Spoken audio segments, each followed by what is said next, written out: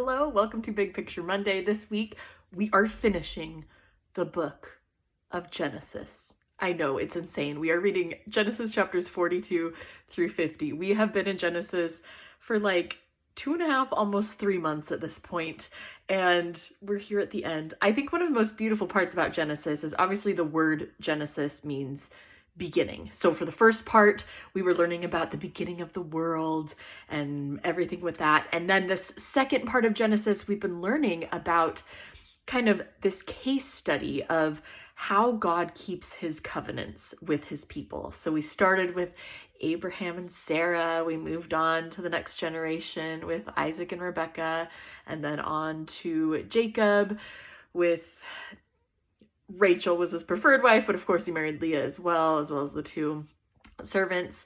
And then now we have been with Joseph. We learned that Joseph got married and had two sons, Manasseh and Ephraim.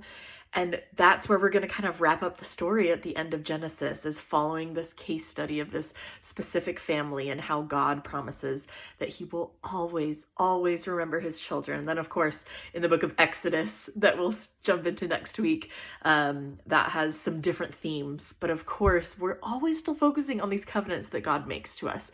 And I just love that. I think that's great. So if you remember last week, where we ended was like, I think it's halftime of the musical. Halftime. Intermission. I know the right words, you guys. Intermission of the Joseph musical. But here we are. It's been 7 years of plenty, and we're now about 2 years into the famine part. We know there's going to be 7 years of famine, but we're about 2 years into the famine part. Joseph is like this amazing leader in Egypt. He's literally the ruler of Egypt with only the Pharaoh over him, and he has just been crushing it. He collected all this food, he's got the food storage, and now he's selling it back to the Egyptians.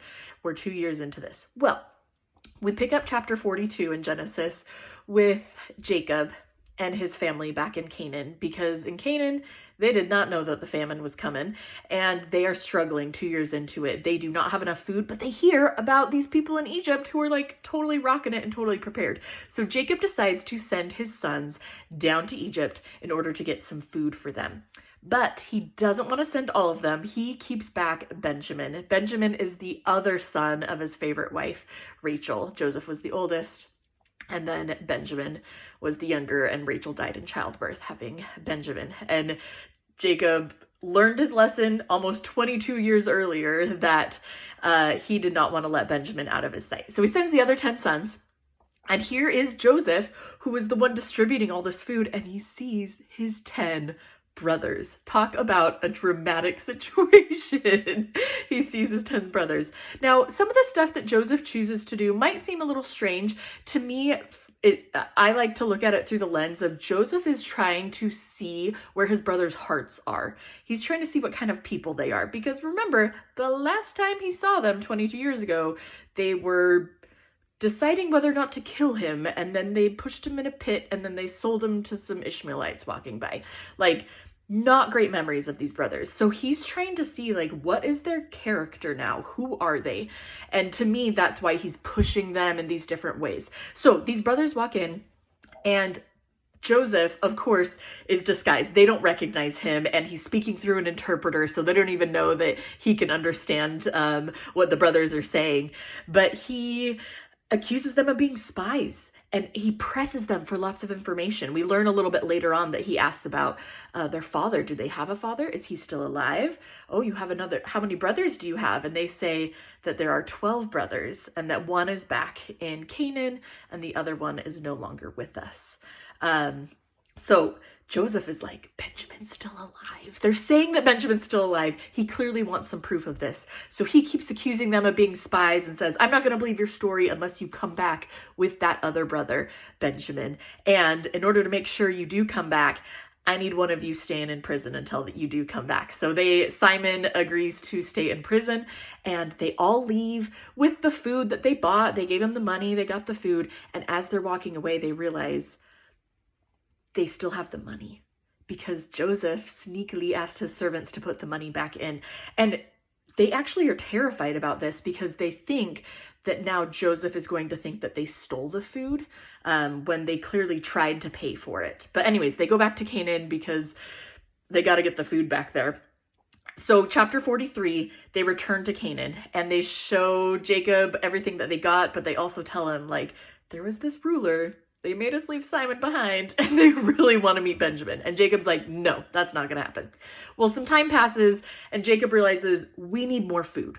You guys got to go back to Egypt again. And all the brothers, and Judah is kind of like the main guy. Reuben and Judah both speak a little bit here saying, like, Dad, we cannot go back to Egypt without our brother Benjamin. Like, he will not even talk to us. Like, he thinks we're spies and he'll only believe us if we come back with Benjamin.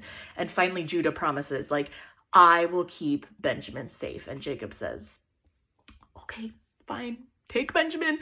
So they all go back to Egypt. This time, Jacob loads them up with like twice as much money so that they can pay for what they took the last time, extra gifts. Like, they want to make sure that this ruler here is very happy with everything that they give them.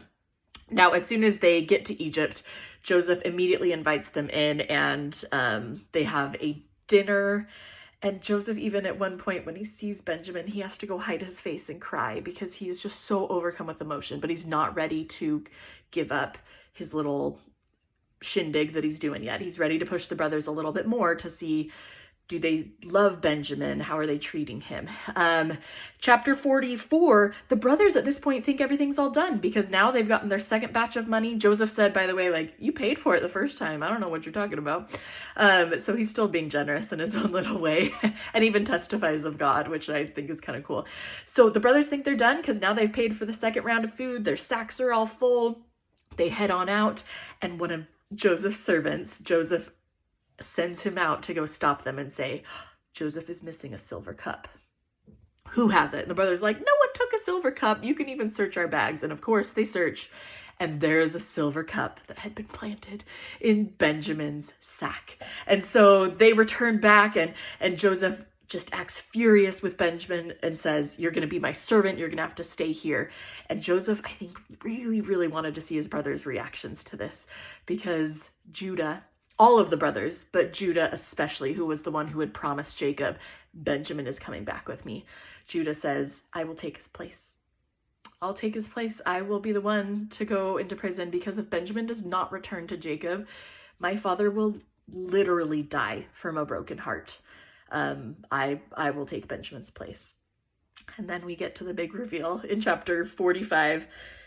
Joseph reveals his identity, and he immediately launches into this speech about how he forgives his brothers, and he sees that this is God's will and that this needed to happen in order for Joseph to help the Egyptians survive, but also to help his family survive. He was the one who was helping them survive the famine, and this all needed to happen. And then they have their big happy reunion. Joseph, of course, goes to Benjamin first for the big hug, but he reconciles with all his brothers, and it's just this really happy moment. Now, the Pharaoh also comes and is like super happy for them. And so the Pharaoh says, hey, move your whole family down to Egypt. We've got the separate land Goshen over here in Egypt.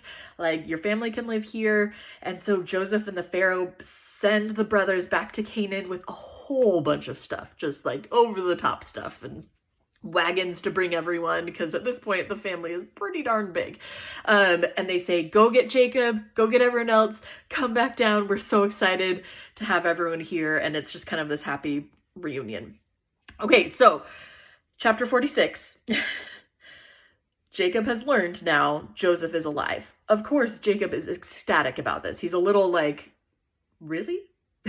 Because he always thought Joseph was dead, whereas the brothers knew he had been sold to Egypt at least. But Jacob is like excited, but he's really struggling with should they actually move their family down to Egypt. And so he goes to a place called Beersheba. If you have my study guide, I go into more details about why Beersheba is so important, but it's very important to Jacob's forefathers as well. It's a holy place to them. And he makes a sacrifice and he prays to the Lord. Should we move down to Egypt? Is this the right thing to do? Because he felt like Canaan that's his land. That's the promised land where his family was going to be. He had worked for a long time to get under Laban's grips in order to come to Canaan. And now, should they go to Egypt? And the Lord says, go to Egypt. I will take care of you. I will deliver your family. I will make sure that everyone's safe, and I will make sure that they get to the land of inheritance again. So beautiful spiritual experience that Jacob has. They load everyone up. There are 70 people in the family at this point, and they all head down to Egypt. And this is where Jacob and Joseph are reunited. Beautiful little reunion. I'm sure it was so emotional. We also get some information about Jacob's lineage and everyone's children and posterity from that. Okay, so chapter 47, we've now got Israel / Jacob and all of his kids and their wives, and most of them have kids at this point too. They're settling, like I said, in the land of Goshen, which is part of Egypt. It's just a separate little area within Egypt, and they are making themselves comfortable. Meanwhile, in Egypt, the famine is still going on, and so people are trading like cows for their food because they're kind of running out of money at this point. They know their money isn't worth stuff. They're having to trade like to even become a servant in order to receive some of the food that they're looking for. But Joseph is still leading the Egyptians through these years of famine. And then we find out Jacob is getting pretty old. Well, we know that Jacob's pretty old. He's lived for a long time at this point. And he says, I'm ready to kind of give my final blessings. And I would also like to be buried in the land of Canaan. Because remember, there was that grave, that tomb that Abraham had originally bought for Sarah. And then Isaac and Rebecca were also buried in there. And Jacob says, that's where I want to be buried. So he kind of makes his last wishes known. Okay, these last few chapters are super important because we're now talking about some powerful patriarchal blessings that Jacob gives. So chapter 48, we start with Jacob tells Joseph, I spoke with God. And God extended this beautiful covenant to me. And he talks about basically the Abrahamic covenant that had been extended to Jacob, about how his seed would be numerous, that they would have a promised land, and that they would all be gathered back together. And it's like he's almost extending the same promise to Joseph as well. Although I'm sure that Joseph also had his own separate experience with God. But this is a cool little thing that we get to see of Jacob sharing that directly with Joseph. And like, you are considered my firstborn, Joseph. You are the one who's going to continue on with this legacy. So it's kind of cool. And then Jacob decides to give the blessings to Ephraim and Manasseh. Now, I've always been kind of confused at this. Like, why do we have the 12 tribes of Israel, but then Joseph isn't included and it's actually his two sons, Ephraim and Manasseh? Like, that doesn't really make sense to me. Basically, in a nutshell, when we talk about the firstborn, it means that it's the first son that was born, often to the favorite wife if there were multiple wives. But it means that they receive the birthright. And that means they get twice the inheritance as everyone else. And if you're like, what the heck, that doesn't seem fair. Why does one kid get twice the inheritance? It's because they also then get like double the responsibility. They're the ones who have to take care of their parents as they age and to take over the household. Like, they have a lot of responsibility that comes with it. So remember, I said the birthright is worth double the inheritance. And so Joseph, as the person who was going to receive this birthright, received double the inheritance, a double portion, because his two sons each received a single portion. So that's like a double portion going to Joseph, and then the brothers, his sons, are then equal with the rest of his brothers, if that makes sense. So Jacob says, I'm adopting Ephraim and Manasseh more as a symbolic gesture of like, they are now equal with the rest of my sons because you have received this double portion. Now make sure you read the Joseph Smith translation for this, because the blessing that Jacob gives to Manasseh and Ephraim is very short in Genesis, and there's more details in the Joseph Smith translation, because I think for a lot of us, knowing what those blessings are for Ephraim and Manasseh are important. Ephraim was the younger son, Manasseh was older, but Jacob, like, willingly and on purpose knew that Ephraim was the one who needed to receive the greater blessing, and that his seed in particular would have more responsibility and more blessings. Okay, and then chapter 49, this is when Jacob gathers the rest of his sons and he gives them their final patriarchal blessings. Some of them are like great blessings, other of them are like condemnations, more like that. It's just whatever which son needed. A couple notable things: Judah, which he's the father of the Jews, right? Judah, his blessing says that he will be the ruling brother, his seed will be ruling until Christ comes. So that is mentioned in there. And then it does mention that Joseph's seed will receive a new promised land, aka cue the Book of Mormon. So that happens as well. And then Jacob dies. He dies, and that is where we end chapter 49. Last chapter, stick with me. I know there's a lot of chapters this week. Genesis chapter 50. The brothers all take Jacob's body up to Canaan and bury him. And it's just this beautiful symbolic moment that they're able to have. And then time just flies. We don't really get much detail of what's going on, but we know everyone's back in Egypt now. Everyone's getting older, and we get to the point where Joseph is about to die. He gives his like final testimony. Make sure to read the Joseph Smith translation of this one as well. So chapters 48 and 50, read the Joseph Smith translations for these. But Joseph gives kind of his final testimony that his seed will prosper and all the blessings that will come to his lineage. And then Joseph dies, and he is buried in Egypt. He is buried in Egypt. So that's something to keep in mind. Okay. Whew. Those were a lot of chapters. I don't usually look at my notes so much, but that was so much I couldn't remember what was happening in each chapter. So forgive me for that one.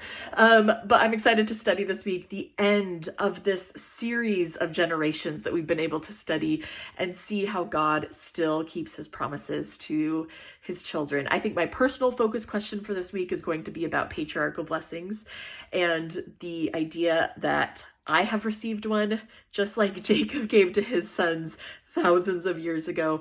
And so how can I make better use of my patriarchal blessing? How can I understand it more? Now, spoiler alert, Kristen and I actually did a podcast episode on this 2 weeks ago. So if you want to go back and listen to that, it's about how to get the most out of your patriarchal blessing. And it was really cool to record. I loved some of the advice and steps that we gave. So I just really want to follow that this week and think about how can I really use my patriarchal blessing more than I'm using it right now than just closing it up and maybe a few years go by before I read it again, because I think there's a lot of importance that can come from it. Okay, good luck this week finishing up the book of Genesis. I will see you next week as we start the book of Exodus and we focus on a little old guy named Moses. All right, have a great week this week and happy studying.